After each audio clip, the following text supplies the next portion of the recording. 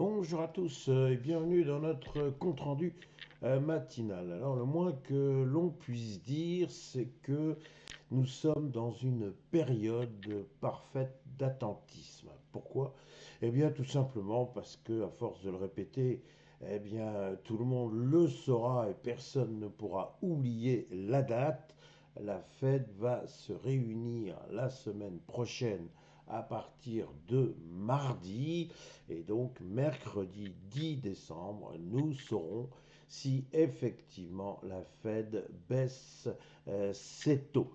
Alors, les statistiques de probabilité sont en train d'augmenter tous les jours et nous sommes maintenant à plus de 90% d'observateurs absolument persuadés que la Fed va baisser ses taux de 0,25%.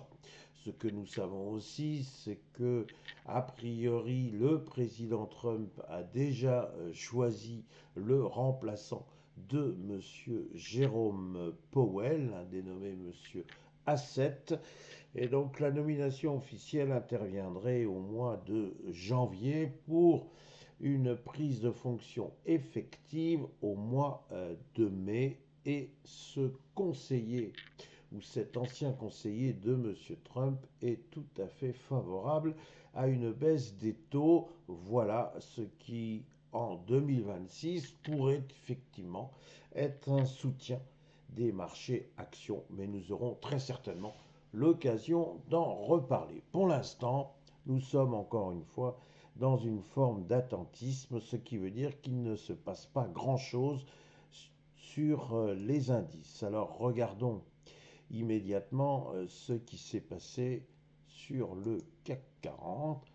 CAC 40 où l'on voit bien une bougie assez intéressante et riche d'enseignements. Pourquoi riche d'enseignements? Parce que d'une part, elle se situe en deçà des 8090 points, et je vous en avais déjà parlé en disant est-ce que cette zone des 8090 points est toujours une résistance malgré son passage, ou au contraire, est-ce finalement bel et bien une résistance et non pas une transformation en support? La séance d'hier va plutôt dans le sens de la résistance plutôt que de la transformation en support. Donc ça, c'est un signe qui n'est pas excellent, mais ça prouve bien que les opérateurs n'emportent pas véritablement une conviction. Et si on a vu des acheteurs qui étaient prêts à partir au-dessus des 8090 points, eh ben, ils ont bel et bien été contrés. Regardez la mèche supérieure au-dessus de la bougie qui illustre la séance du 2 décembre. Ben, on voit bien qu'effectivement, ils ont été rejetés. On leur a dit de rejoindre leur pénate. Eh bien, ça m'a permis de titrer acheteur rejeté.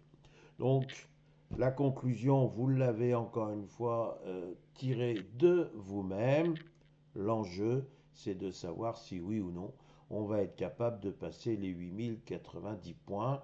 Je crains que nous restions dans cette zone avec petit passage, petit retrait, petit passage, petit retrait, et ce jusqu'au 11 décembre, sauf effectivement s'il y avait une super nouvelle. Un mot encore pour vous dire que je vous avais parlé hier de la petite bombe japonaise en matière de taux.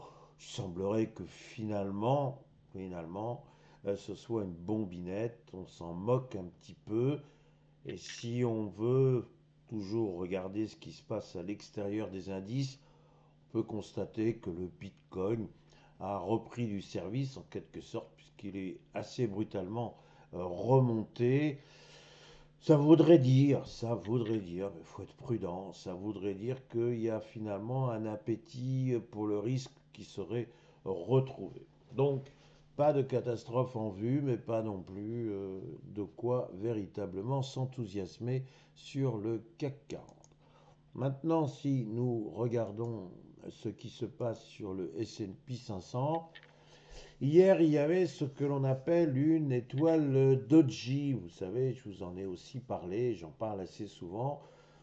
C'est une bougie très très typée, très caractéristique. Elle montre qu'il y a une hésitation et généralement ces hésitations eh bien, se transforment avec l'amorce d'une tendance. Là, ce qui est intéressant, parce que c'est relativement rare, nous sommes en présence d'une deuxième étoile Doji, vous la voyez bien ici, et donc nous avons un corps qui est pratiquement nul, en d'autres termes, bien, il n'y a pas eu de gagnant dans ce combat que se livrent tous les jours les acheteurs et les vendeurs. Bien, mais on est quand même au-dessus des 6770 points. Il n'y a pas véritablement de conviction. Le S&P 500 a gagné 0,25%. C'est pas grand-chose, mais puisqu'il tient à préserver les 6770 points, l'hypothèse d'un retour vers les plus hauts est toujours maintenue. Elle n'a pas de raison pour le moment d'être rejetée. Voilà ce qu'il faut savoir. Tant qu'on est au-dessus des 6770 points, on peut venir dire qu'il y a toujours une envie d'aller rejoindre les plus hauts.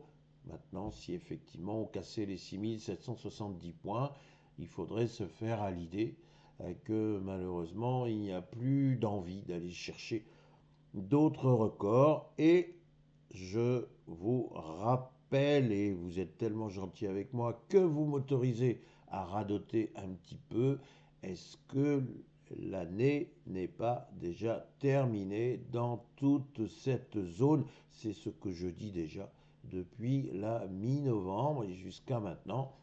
Bien, j'aurais raison, mais bon, les marchés font bien ce qu'ils veulent, c'est eux qui ont raison et certainement pas moi. Voilà. Donc, vous retenez, au-dessus de 6770 points, il n'y a pas de catastrophe pour le moment.